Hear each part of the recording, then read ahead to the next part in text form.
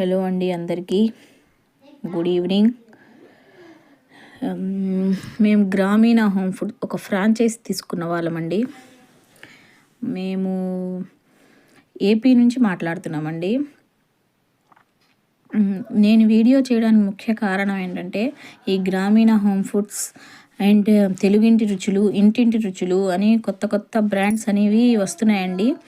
ఇందులో మనకి ఆఫర్స్ ఇస్తారండి. ఏంటంటే ఇన్వెస్ట్మెంట్ 3.5 lakhs ఉంటుంది, శాలరీ ఇస్తాము, రెంట్ ఇస్తాము, ఇంట్రెస్ట్ ఇస్తామని చెప్పి కొత్తవి చెప్తున్నారండి. అవి ఏమీ నమ్మబాకండి. కొత్తగా వచ్చిన ఫ్రాడ్ బిజినెస్ అండి ఇది. ఎవ్వరు నమ్మొద్దు.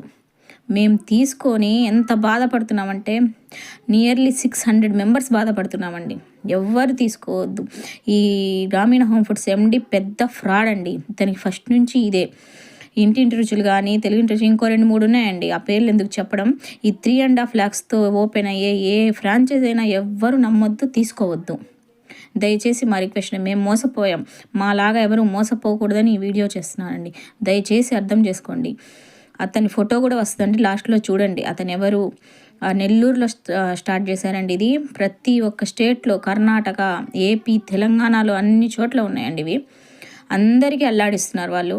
అందరినీ విసిగిస్తున్నారు. క్యాన్సిలేషన్ పెట్టుకున్న మా డబ్బులు మాకు రిఫండ్ ఇవ్వట్లేదు, సరుకు పంపట్లేదు, నానా ఇబ్బందులు పెట్టిస్తున్నారు. ముందు ఒక 2 నెలలు బాగానే పంపిస్తారండి వాళ్ళు. ఎందుకంటే వాళ్ళ పక్కన వాళ్ళకి చెప్పి మనం ఇంకా ఎక్కువ డబ్బులు వాళ్ళకి ఇప్పించాలని. కానీ మేము తప్పు చేశాము. నాకు ఇప్పుడు తెలిసి వచ్చింది.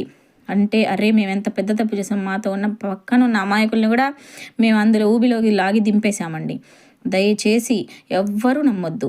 ఇదో పెద్ద ఫ్రాడ్ బిజినెస్. ఈ విజయ్ కుమార్, ఈ గ్రామీణ హోమ్ ఫుడ్ సంస్థ ఎండి విజయ్ కుమార్ 1వ నెంబరు ఫ్రాడ్ అండి. ఆయన అస్సలు నమ్మొద్దు.